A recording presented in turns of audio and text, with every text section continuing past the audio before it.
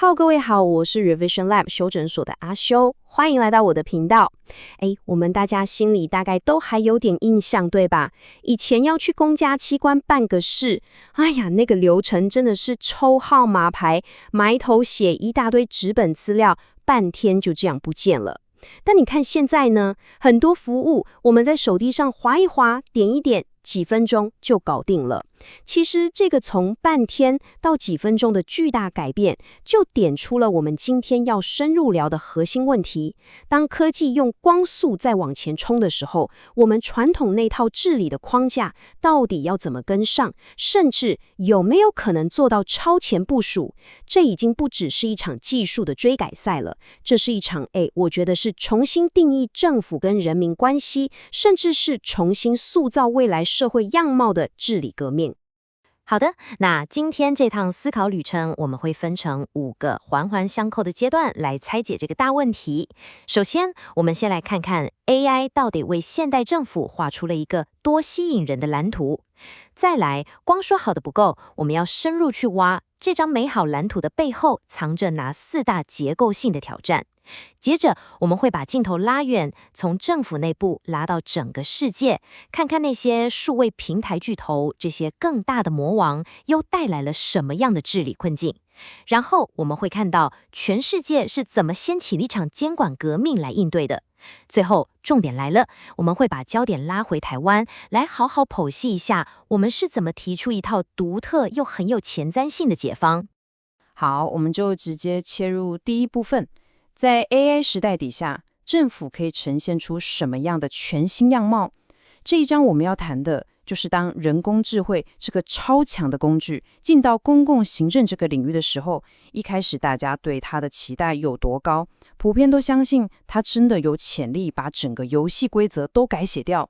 具体来说， AI 对政府治理主要带来了4个核心的承诺。第一，流程可以做到极致的简化。那些以前很重复、很花人力的行政工作，你想想，像是资料核对、文件归档，现在 AI 通通可以自动化处理。这不只是效率变高而已哦，它更是把我们宝贵的人力资源给释放出来，让公务员可以去做更有创造力、更需要同理心的工作。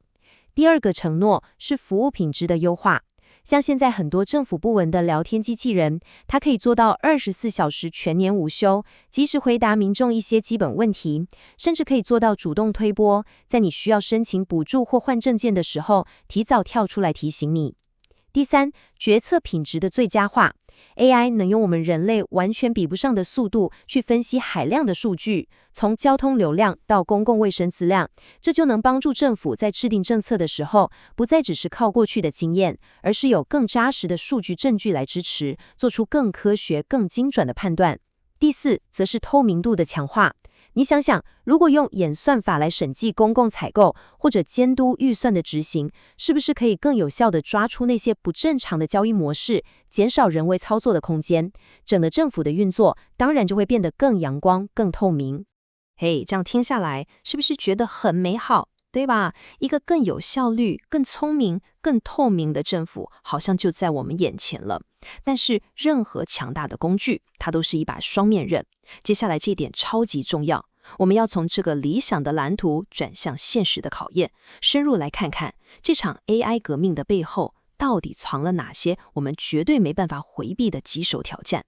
所以我们必须要问一个更根本的问题：AI 它真的是现代治理的完美解方吗？当我们把越来越多公共服务的权利从人的手上转交给演算法来执行的时候，我们需要付出什么样的代价？又会产生哪些我们过去从来没有想过的副作用？第一个挑战，也是最直接的冲击，就是个人隐私的保护。智慧政府要运作，它的燃料就是巨量的资料。从你的交通轨迹、医疗记录到消费习惯，这些数据全部汇集起来 ，AI 才能发挥作用。但问题来了，当这些超级敏感的个资被大量集中存放，一旦发生资料外泄，或者是被有心人士不当使用，那个后果真的是不堪设想。这不只是侵犯个人隐私而已，它会从根本上动摇人民对政府的信任基础。第二个挑战是演算法偏见带来的风险。这点真的要特别注意哦，因为它非常隐蔽。AI 本身是中立的，它没有偏见，但是它学习的材料，也就是我们喂给它的那些历史数据，却充满了我们人类社会长久以来的各种偏见。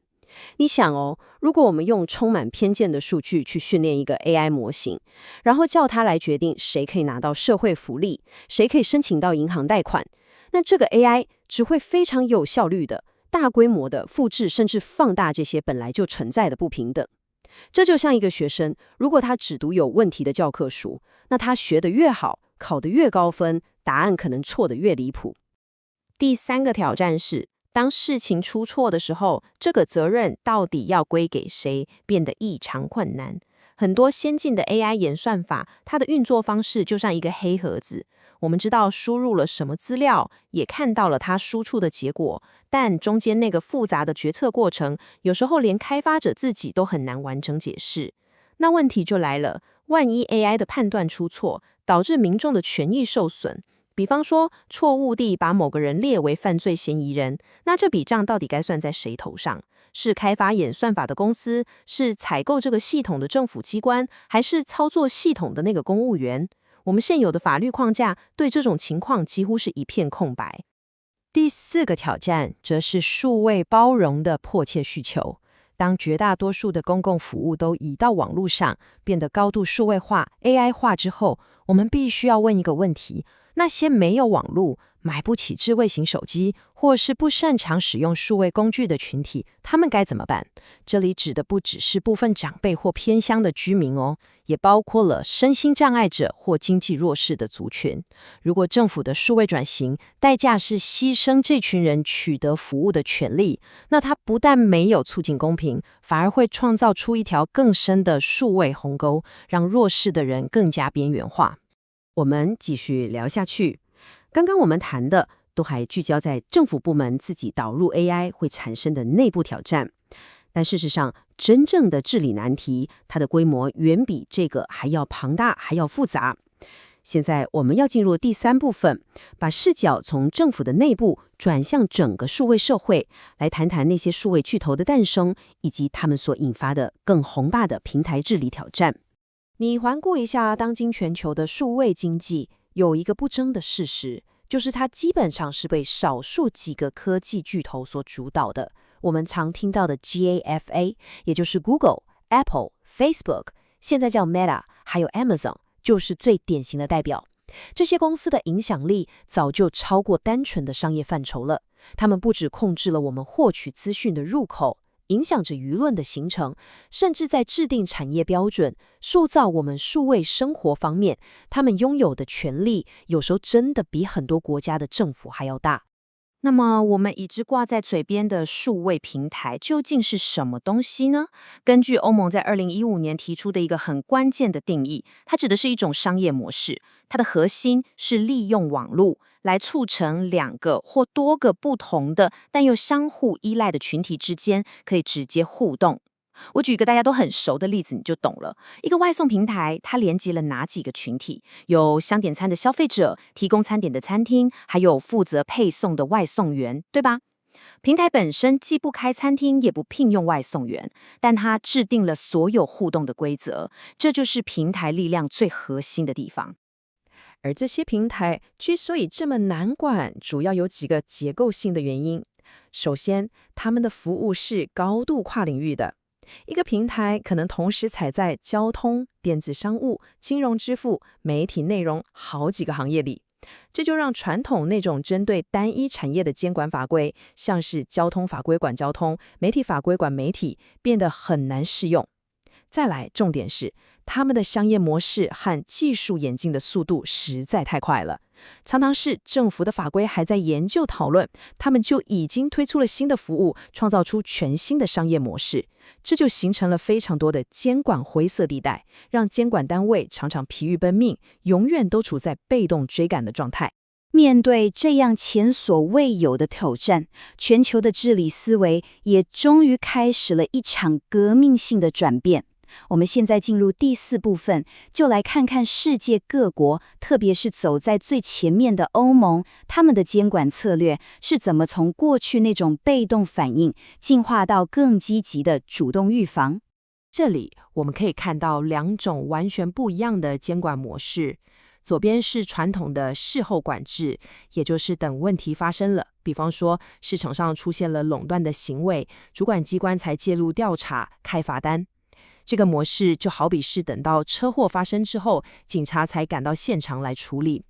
而右边是数位时代催生的新思维，叫做事前管制。它更强调主动性，在问题发生之前就预先设定好整个市场的游戏规则，从源头上就去预防问题发生。